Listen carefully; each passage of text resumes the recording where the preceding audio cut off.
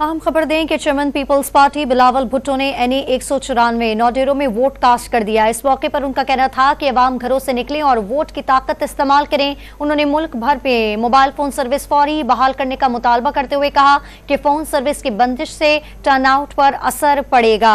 Chairman Peoples Party Bilawal Bhutto Zardari ने NE 194 नौडेरों में vote cast कर दिया और इस मौके पर उनका कहना था कि अवाम घरों से बाहर निकलें और वोट की ताकत का इस्तेमाल करें। उन्होंने मुल्क भर में मोबाइल फोन सर्विस फौरी बहाल करने का मुतालबा करते हुए कहा कि फोन सर्विस की बंदिश से टर्नआउट पर असर पड़ेगा।